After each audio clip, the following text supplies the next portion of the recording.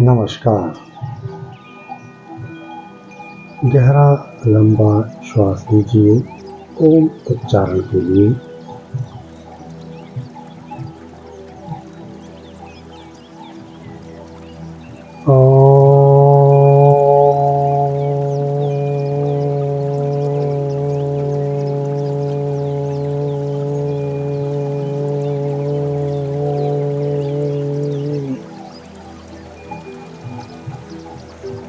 आज हम प्राणायाम का अभ्यास करेंगे। पिछले सेशन में अनुलोम विलोम प्राणायाम और शीतकारी प्राणायाम का अभ्यास किया था। इस सेशन में अनुलोम विलोम प्राणायाम और शीतली प्राणायाम का अभ्यास करेंगे। साथ में भ्रामरी प्राणायाम का भी अभ्यास करेंगे। अनुलोम विलोम प्राणायाम बहुत प्रारंभिक और सरल अभ्यास है, जिसे नाड़ी शोधन प्राणायाम भी कहते हैं। अनुलोम विलोम प्राणायाम का अभ्यास आप जब प्राणायाम का सत्र शुरू करते हैं तो अनुलोम विलोम से ही कर सकते हैं। इससे हमारी दोनों नासिका सुचारू रूप से चलने लगते हैं और दोनों नासिकाओं को बराबर प्रयोग के द्वारा अपने शरीर को, मन को स्थिर और समताप रखने का प्रयास करते हैं। शीतली प्राणायाम शरीर में ठंडक प्रदान करने वाला प्राणायाम है। जैसे कि पिछले सत्र में हमने शीतकारी प्राणायाम का अभ्यास किया था, उसी तरह शीतली प्राणायाम भी मुंह से श्वास लेकर पेट में श्वास भरा जाता है और नासिका से छोड़ा जाता है। शीतकारी और शीतली प्राणायाम में क्या अंतर है, ये भी हम आपको अभ्यास में बताएंगे। बैठने की स्थिति के लिए आपको पद्मासन, अर्ध पद्मासन, वज्रासन, जो स्थिति सहज हो उसमें बैठ सकते हैं। यदि आप थोड़ी थोड़ी देर प्राणायाम का अभ्यास करने के लिए पद्मासन का अभ्यास करें तो वो बहुत लाभकारी रहता है। पद्मासन के अभ्यास से स्थिरता अधिक आती है और पैरों के लिए भी बहुत अच्छा अभ्यास रहता है। तो आप कुछ देर के लिए बैठें, लेकिन पद्मासन में बैठने का अभ्यास अवश्य करते रहें। जब आपको लंबे समय तक बैठना है तो भले ही आप बाद में अर्ध पद्मासन, स्वस्तिकासन या कोई भी सरल आसन प्रयोग कर सकते हैं। प्राणायाम के अभ्यास में लंबे समय तक हमें एक ही अवस्था में बैठना होता है, इसलिए कुछ स्ट्रेचिंग एक्सरसाइज, स्पाइन की twisting, stretching, forward bending, backward bending, ये थोड़े से अभ्यास करने के पश्चात यदि आप प्राणायाम के लिए बैठते हैं तो आपको अधिक स्थिरता मिलेगी और अधिक समय तक आप एक ही अवस्था में बैठ पाएंगे। तो आज स्टार्ट करते हैं अनुलोम विलोम प्राणायाम से। अनुलोम विलोम प्राणायाम के लिए लेफ्ट हैंड 4 मुद्रा में रहेगा, जो पहली उंगली और अंगूठे को आपस में टच करते हुए बाकी उंगलियों को रिलैक्स रखना है। उंगलियों को बहुत ज़्यादा सीधा करने के लिए आपको प्रेशर नहीं देना है, क्योंकि जब हम प्राणायाम या ध्यान के लिए बैठते हैं तो उस समय पर हमारा बैठने की अवस्था बहुत सहज होनी चाहिए। हमें बैठने के लिए प्रयास ना करना पड़े, क्योंकि हमें जो अभ्यास करना है प्रयास उसके लिए करना है। तो बैठने का अभ्यास ना करना पड़े उसके लिए शरीर को बहुत ही सहज और स्थिर अवस्था में रखना है। ध्यान मुद्रा के लिए सिर्फ अंगूठे उंगली को टच करना है, बाकी उंगली को रिलैक्स छोड़ दीजिए। हाथों को बहुत ज़्यादा सीधा नहीं करना है, बहुत से लोग हाथों को एकदम सीधा करके इस तरह से बैठने का प्रयास करते हैं प्राणायाम या ध्यान के लिए। नहीं, आपको हाथों को सीधा बनाए रखने के लिए तनाव नहीं देना है। अपने ध्यान को हाथ पर स्थिर नहीं करना है।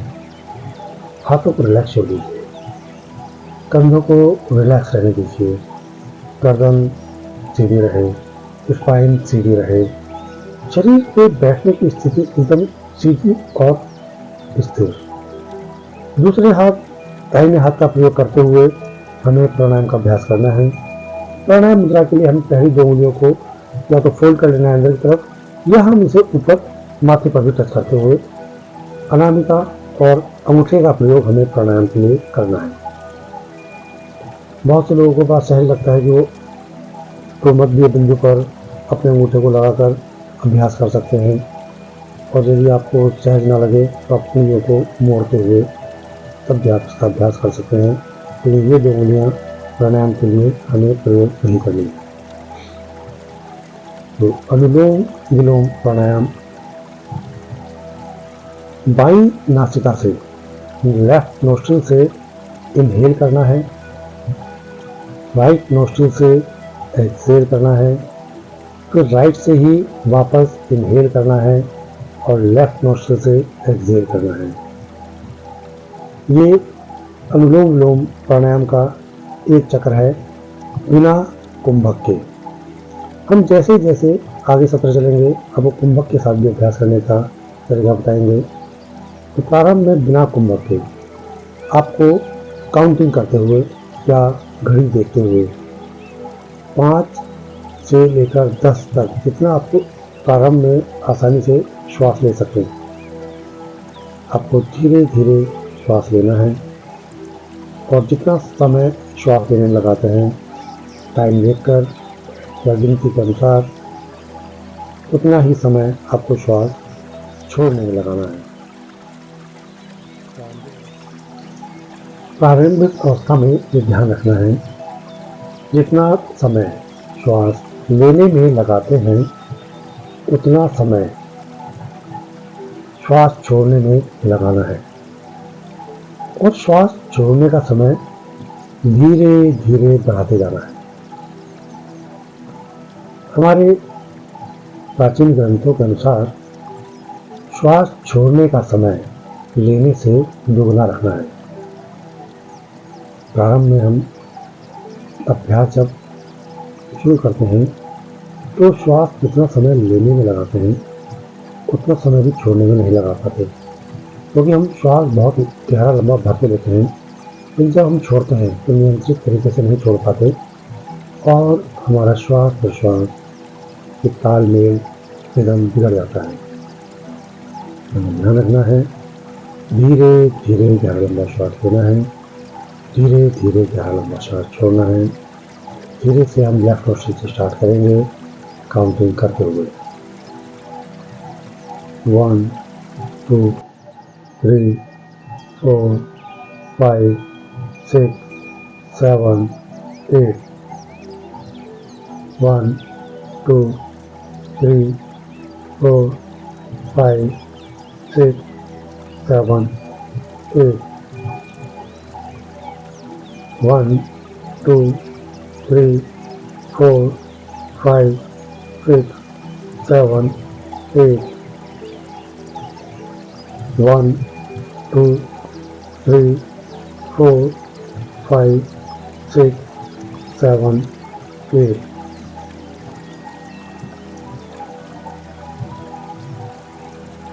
धीरे धीरे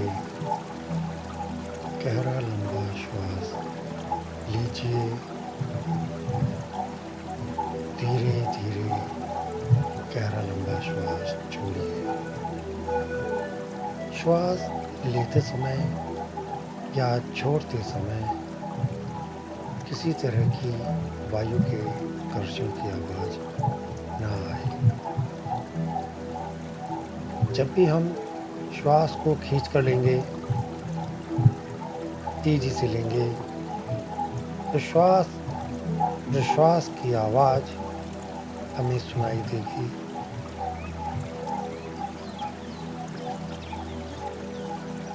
श्वास नली पर श्वास प्रश्वास का स्पर्श महसूस होगा, लेकिन प्राणायाम के दौरान आपको श्वास प्रश्वास इतना धीरे लेना है कि ना तो आपको श्वास लेने की छोड़ने की आवाज़ आए और ना श्वास प्रश्वास के समय वायु के स्पर्श होने का कोई एहसास हो।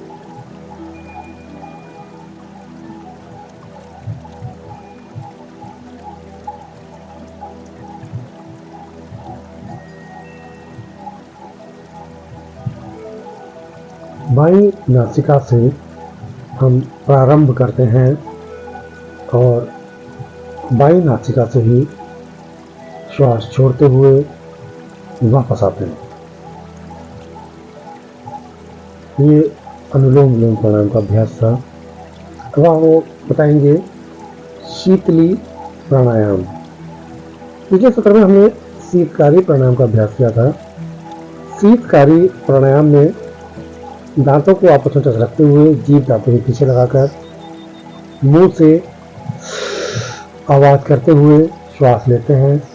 पेट में श्वास को कुछ क्षण रोकते हैं और फिर मुंह बंद रखते हुए दोनों नासिका से प्रश्वास करते हैं।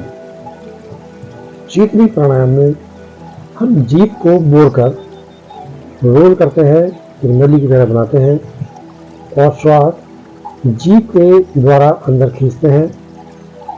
उसके बाद मुंह बंद करते हुए श्वास को कुछ सेकंड पेट में रोकना है और फिर दोनों नासिका से प्रश्वास करना है।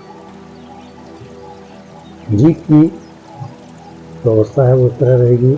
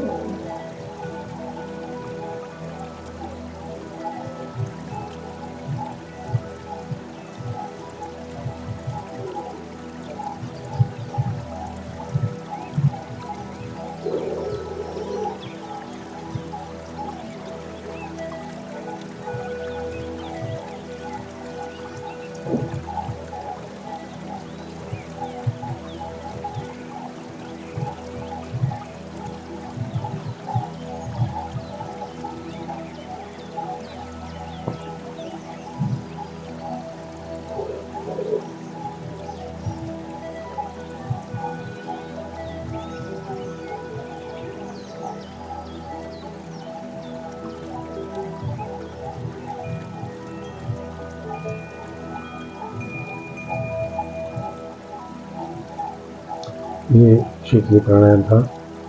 इसका अभ्यास सर्दियों में नहीं करना है। सर्दियों में इसका अभ्यास करने से आपको कफ की समस्या बढ़ सकती है। गर्मी के मौसम में इसका अभ्यास बहुत अच्छा रहता है। यदि इसका अभ्यास आप लगातार करते रहेंगे तो प्राण और अपान वायु के फ्लो को बराबर रखने के लिए, सही रखने के लिए इसका अभ्यास बहुत अच्छा रहता है। साथ ही एसिडिटी प्रॉब्लम से बचने के लिए भी इसका अभ्यास बहुत अच्छा है। हम करेंगे भ्रामरी प्राणायाम। भ्रामरी प्राणायाम के लिए आप अपने अंगूठे से कान को बंद रखते हुए उंगलियां आंखों पर लाइए और तब इसका अभ्यास कर सकते हैं। अन्यथा यदि आप ग्रुप में कर रहे हैं या बंद कमरे में एकांत में कर रहे हैं तो आप बिना हाथों को रखे सीधा बैठकर भी ब्राह्मणी प्राणायाम का अभ्यास कर सकते हैं। अंगूठे से कान बंद करने का उद्देश्य रहता है कि जो आप कुंजन की आवाज़, भ्रमर की आवाज़ निकाल रहे हैं वो आपको पूरी तरह सुनाई दे, पूरा ध्यान आपका उस पर एकाग्र रहे। लेकिन जब आप बंद कमरे में और अकेले अभ्यास कर रहे हैं या किसी हॉल में ग्रुप में भी अभ्यास कर रहे हैं तो वो गुंजन की आवाज़ आपको वैसे भी सुनाई देगी। और आप जब हाथ नीचे रखकर ध्यान मुद्रा में तब बैठते हैं तो आप लंबे समय तक इसका अभ्यास कर सकते हैं। यद्यपि जब हम हाथ बंद करके बैठते हैं तो 4 या 5 अभ्यास के बाद हमारे कंधों में, हाथों में दर्द होने के कारण हम लंबे समय तक इसका अभ्यास नहीं कर पाते। तो 3 राउंड करेंगे हम हाथ बंद करते हुए, उसके बाद हाथ सीधे रखते हुए उसका अभ्यास करेंगे। अंगूठे से कान बंद कीजिए और बड़ी सहजता से उंगलियों को आंखों के ऊपर रखते हुए गहरा लंबा श्वास लीजिए और श्वास छोड़ते हुए भंवरे की आवाज़ गुंजन की तरह एक नाक से वाइब्रेशन करते हुए प्रश्वास करेंगे और उस आवाज़ पर ध्यान लगाएंगे।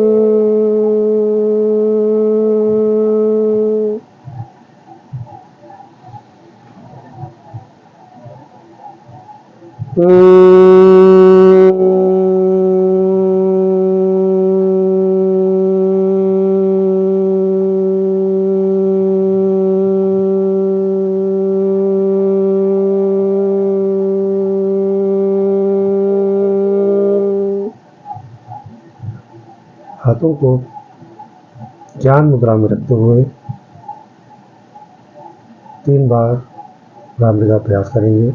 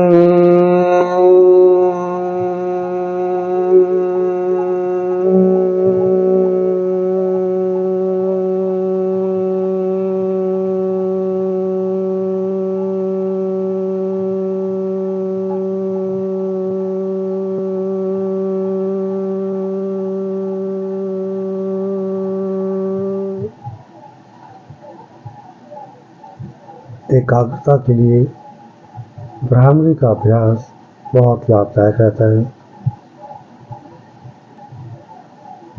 बच्चों में पढ़ते समय जब एकाग्रता की कमी रहती है तो वो इसका अभ्यास यदि लगातार करते हैं तो उनकी मेमोरी पावर भी बढ़ती है और जिस विषय का वो अध्ययन कर रहे होते हैं उसको सहजता से ग्रहण करने की क्षमता और उस विषय पर एकाग्रता बढ़ाने के लिए भ्रामरी प्राणायाम का अभ्यास बहुत अच्छा रहता है। योगाभ्यार्थियों के लिए जो ध्यान की तरफ ज़्यादा बढ़ना चाहते हैं, उनके लिए भी भ्रामरी प्राणायाम का अभ्यास करना बहुत लाभकारी रहता है।